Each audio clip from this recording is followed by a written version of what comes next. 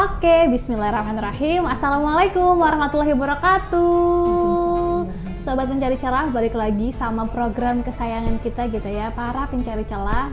Oke, program ini terselenggara berkat kerjasama dari Pusat Tarji Pimpinan Pusat Muhammadiyah dengan PDIPM Kota Yogyakarta.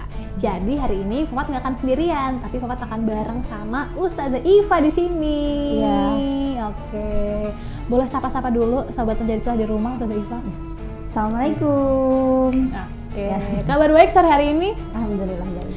Nah, tentu saja gitu ya, perlu diingatkan gitu ke sobat pencari celah semua, Ustazah Iva, bahwa di sini kita menjaga protokol kesehatan. Tadi ya kita memakai masker, dan juga tentu saja kita mengingatkan untuk sobat celah di rumah gitu ya, Ustazah Iva, supaya tetap menjaga protokol kesehatannya supaya kita bisa membasmi atau menyudahi pandemi ini.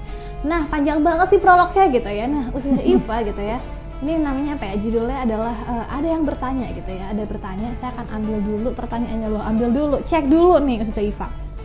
Jadi pertanyaan yang masuk ini dikumpulkan gitu ya, dari ratusan netizen di Indonesia Raya. Waduh, banyak lah kira-kira banyak ya, kalau se-Indonesia Raya itu kan banyak ya Ustazah Iva ya? Kebanyakan ya, oke. Nah, makanya karena kebanyakan gitu, nggak mungkin kan Ustazah Iva kita di sini sehari semalam gitu ya. Jadi saya udah pilih satu pertanyaan yang masuk gitu ya. Nah, ini pertanyaannya adalah, jadi gitu ya, ada yang bertanya, jadi ini ada yang mungkin pernah gitu ya, pernah ikut kajian gitu ya, ba'da tarawih gitu ya, lewat Zoom ya kan, sekarang semuanya adalah virtual gitu ya Ustazah ya. Nah, terus ternyata dia ini kekenyangan, biasalah ya, buka puasanya kebanyakan, ya kan biasa jajan-jajan takjil. Kalau Ustazah Iva tuh kalau ngomongin soal takjil sukanya apa? Takjil sukanya? Yang manis-manis. Yang manis kayak kita. Terus yang di luar kayak apaan sih gitu ya, yang di luar apaan sih gitu ya. Iya. Nah, terus nih mungkin karena terlalu banyak makanan tadi ya, terus jadinya tuh kebelet nih ke kamar mandi gitu ya. Lama tuh di kamar mandinya. Nah, boleh nggak sih terus si HP-nya ini dibawa ke kamar mandi, karena ceritanya nih dia suka banget sama yang ngisi, sama si Ustadz nih yang ngisi di Zoom-nya itu. Nah, terus dia takut ketinggalan materi. Nah, itu gimana sih Ustazah Iva? Jadi pertanyaannya adalah, boleh nggak kajiannya dibawa ke kamar mandi supaya dia nggak ketinggalan? Bisa nggak kalau BAB-nya itu di luar kamar mandi? Oh, iya. Di sungai? Nggak mungkin. Oh, nggak mungkin. Oke, nggak boleh ya. Oke. Jadi ya banyak cara ya. Jadi kalau misalnya ngomongin boleh apa enggak, itu nanti bicaranya kan masalah akhlak gitu ya. Adabnya itu gimana? Padahal kan Islam kan ya agama yang beradab. Agama itu adab itu dijunjung tinggi banget dalam Islam. Bahkan yang paling sepele sampai yang paling berat tuh semua ada adabnya. Nah, kalau misalnya ini nih kan berarti adab masuk kamar mandi. Adab masuk kamar mandi itu apa? Ayo, masih inget nggak pelajaran? Nggak inget. Pura-pura kita nggak inget. Saya pura-pura nggak inget supaya bisa tahu kan. Kalau saya inget kan nanti nggak jadi Ustadz yang ngomong. Oke. Kan? Betul. Jadi masuk kamar mandi itu dimulai dengan kaki kiri, berdoa terlebih dahulu. Kemudian nggak boleh bicara dengan kamar mandi itu. Nah, ini apalagi kalau misalnya coba ya bayangin aja di kamar mandi lagi jongkok asik gitu, suara ustadznya menggema di mana-mana, itu kan kira-kira etis nggak? Kalau menurut kamu etis nggak? Sedih sih kalau saya jadi ustadznya. Sedih ya kan. Ternyata ada yang dengerinnya dari kamar mandi gitu. Nah, itu dia. Jadi memang ya Islam itu kan agamanya agama yang mudah, tetapi sekali lagi tidak boleh dimudah-mudahkan begitu. Innama al-usri yusro ya. Sesungguhnya setelah kesulitan itu ada kemudahan.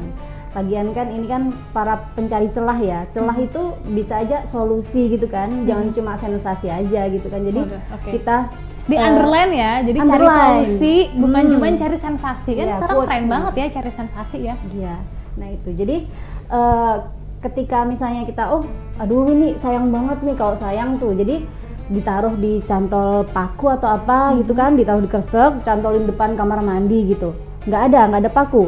Ya taruh di deket tempat cuci yang masih bisa didengar gitulah. Jadi jangan sampai masuk kamar mandi. Nggak ada juga. Kira-kira apa nih? Ya udah, itu misalnya di rumah ada adik, keluarga, kakak, adik, bapak, ibu itu minta tolong dong sebentar di ini pegangin gitu di luar kan gitu. Nggak ada juga. Taruh aja depan pintu kamar mandi kan. Itu lagian kan di dalam rumah kita. Nah, nggak bakal hilang wis ya. Kecuali kalau kebeleknya tuh di pom bensin gitu, ya udahlah ikhlasin, dimatiin dulu gitu kan. Nah itu sih. Jadi kita kan memang ya pintar-pintar kreatif lah cari solusi gitu kan. Gitu aja sih sebenarnya. Oke, jadi kalau ditanyain boleh apa enggak, jadinya jawabannya adalah tidak boleh. Tidak boleh. Tidak boleh. Jadi karena tadi ya sedih banget didengerin di kamar mandi gitu kan. Iya, selain itu kan juga ya gimana sih. Oke. Jadi sudah menjawab ya, semoga Mas atau Mbak yang bertanya ini semoga pertanyaan terjawab gitu ya. Dan apalagi nih kalau misalnya selain tadi ya nggak boleh bicara, mungkin ada lagi nggak sih Ustazah kalau misalnya kita di kamar mandi itu apalagi hal-hal yang tidak boleh dilakukan gitu atau tidak selayaknya dilakukan di kamar mandi? Nyanyi. Ya, Oke. ngaku nggak? Sering kan nyanyi. Kamu? Iya. Aduh, gimana dong? Soalnya gini mungkin pembelaannya adalah soalnya aku kan penyanyi kamar mandi gitu, nggak bisa gitu. Jadi paling aman tuh nyanyi di kamar mandi. Nah itu gimana sih Ustazah? Iya, jadi memang kamar mandi itu kan kalau menurut keterangan hadis ya, kamar mandi itu kan memang tempat yang kotor, yang sesuatu yang bau gitulah, tabu gitu. Jadi memang di situ sebetulnya sarang jin juga, maksudnya tempat mereka gitu. Tetapi kita kan menyiasatinya dengan adab ya, berdoa. Misalnya masuk kamar mandi gitu, ya jangan nyanyi lah ya. Kemudian ingat tadi apa? Nah, kalau misalnya ingat bersenandung kecil gitu kan, langsung kira-kira apa coba hikmahnya nggak boleh ngomong, nggak boleh nyanyi di kamar mandi? Tahu nggak? Mungkin nanti ada yang ngikutin. Oh enggak. Kan Ya gimana nggak ada yang gitu ngikutin? juga. Misalnya kayak duet ya. Oke, kita duet ya gitu. Pura-pura dia lagi drama kan. Oke, kita duet ya, duet sekarang. Dia nanya apa? Terus ada yang jawab dong ntar, gitu. Atau apa sih sebenarnya kenapa kita nggak boleh bernyanyi di kamar mandi? Iya, sebab nanti kan itu salah satu hikmahnya aja ya secara etis. Ketika ada orang bersuara di kamar mandi kan tentu juga ada suara-suara yang lain gitu kan. Suara-suara alamiah yang lain. Nah itu kan bisa memicu orang yang di luar itu untuk berfantasi. Itu lagi ngapain itu ya.